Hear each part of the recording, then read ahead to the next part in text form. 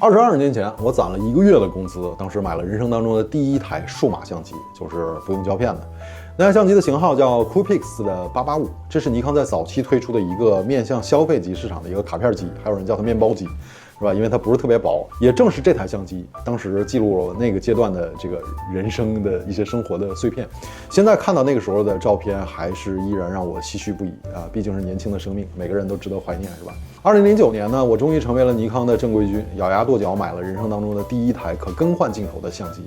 那台相机的型号是尼康的 D90。2010年，我又买了尼康的 D700。2013年，我买了尼康的 D600。2015年，我买了尼康的 D810。2016年，我买了尼康的 D5。2017年，我买了尼康的 D850。2018年进入了无反时代啊，尼康终于发布了 Z6 和 Z7这两台相机，我都买了。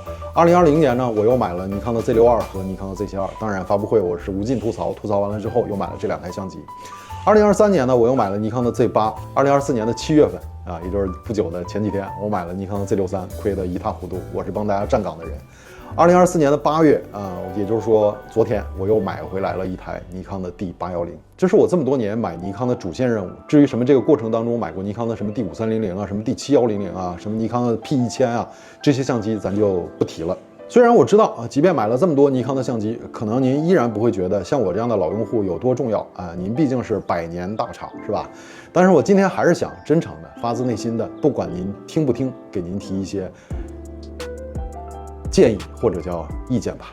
本节目由内啥相机租赁赞助播出，租相机租镜头就上内啥 APP， 支付宝搜内啥，租个相机去旅行。街道相机之道，欢迎回来，我是信友大叔。今天跟尼康说说心里话，废话不说，直接上菜啊！各位请动画。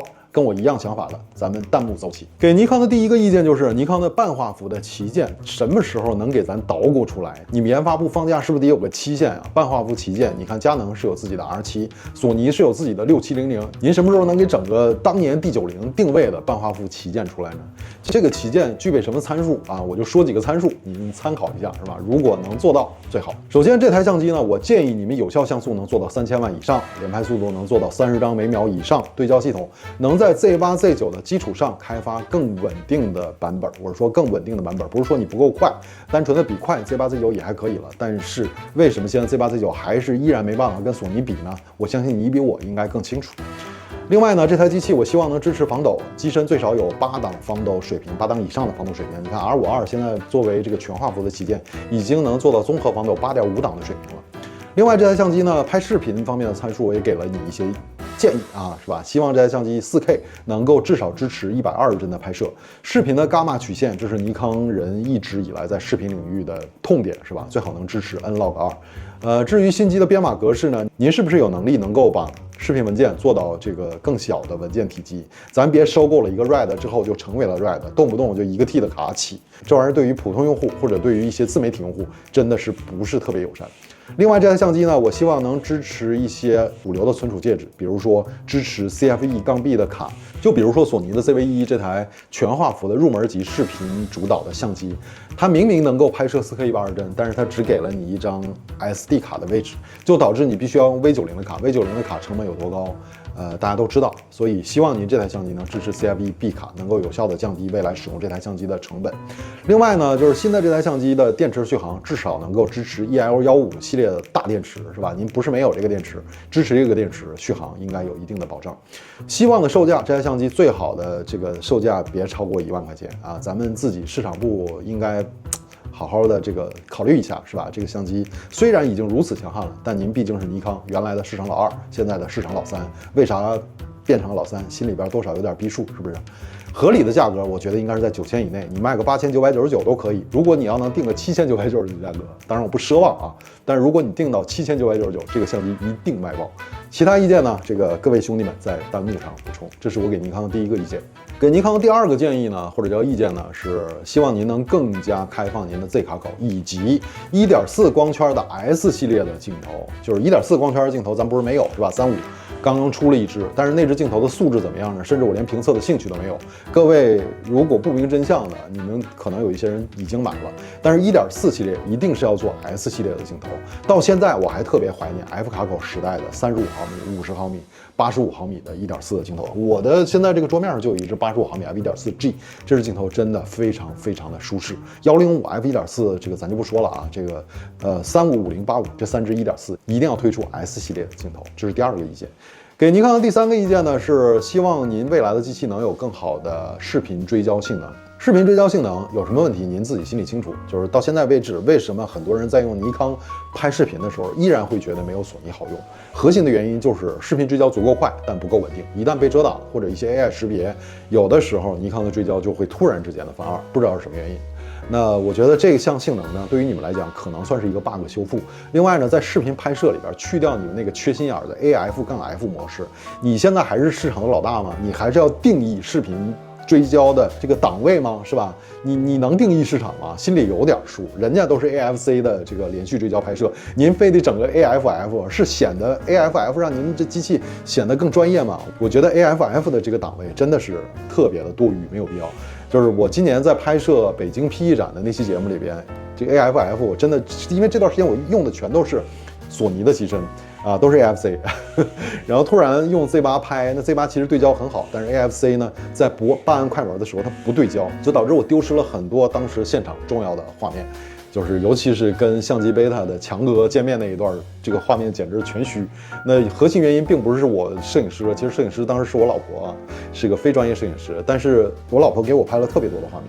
就是非专业摄影师的画面，用索尼在对焦上出问题的几率是极低的。但是这个当时也怪我没有设置成 AFF， 因为确实忘了你还有个 AFF， 麻烦把这个档位去掉，真的是没有这个必要。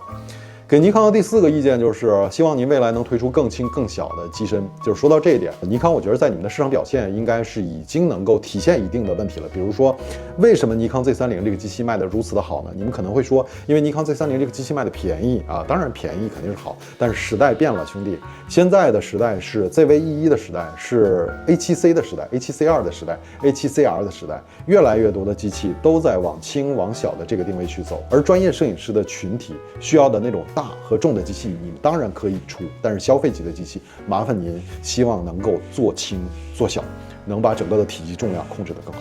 给尼康第5个意见是更多的复古机身和复古镜头，就是机身您有了是吧？比如说当年的 ZFC， 然后后续出的尼康的 ZF， 这个机身都很好。但是尼康 ZF 这个机身呢，确确实实侧面也证明了，这个全画幅如果做复古机身，确确实实会面临体积重量的问题，真的有点捏不住，整个的操控的感觉不是特别好。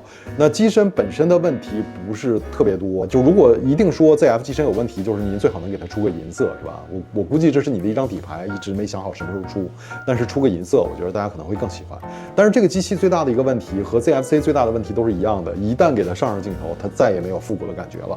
所以说大家买富士的 XT5 也好，买富士的甚至是什么 XS20 也好，为什么买富士的机身呢？是因为富士的机身和镜头都很复古，半画幅本身就容易做轻镜头的体积和重量，所以我觉得尼康应该在半画幅领域多多的去耕耘。如果您的半画幅旗舰也能出一个复古版本的，我相信那个机器会卖爆。当然还是得把价格定得合理啊，这就引出了我给尼康的第6个意见。这个意见呢，就是尼康的市场部建议你们买个秤啊，没事称一下自己的斤两，不要动不动就出一台机器就定价19000。您别说今天的市场老三了，您就是当年的市场老大。尼康 Z63 这个机器在这样的一个市场前提下，定价19000依然会出问题啊。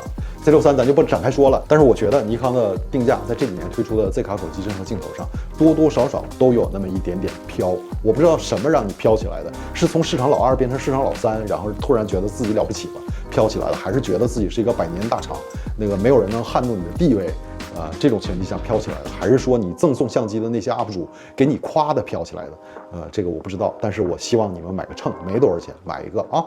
第7个意见呢，就是管好你们自己的渠道，拓宽你们自己的渠道。买尼康相机，现在目前的市场的渠道其实挺多的，又是典范啊，又是超点啊，一大堆的店。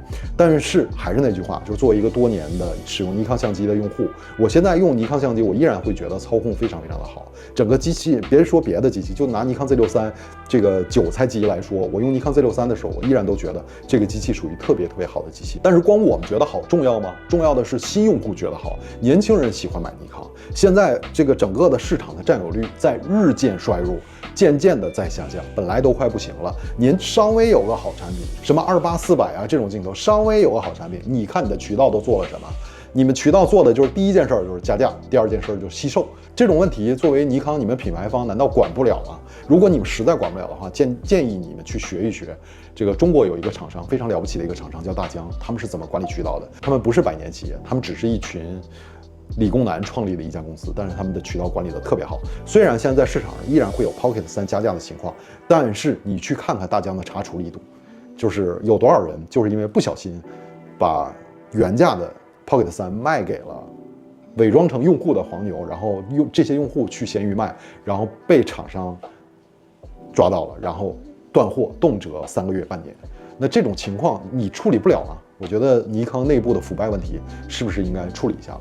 最后呢，在做这期节目之前，其实我还发了个朋友圈，看看粉丝兄弟有什么话要我带给你啊，您看看就好。这个现在给您上个图，当时的那个朋友圈。还是那句话，您不用当真，您也不用在意，这就是一个20多年的尼康粉丝的屁话和碎碎念。对于你们尼康伟大、光荣、正确的尼康市场部来说，这些啥都不算，言尽于此，珍重。我是幸运大叔，妈咪妈咪。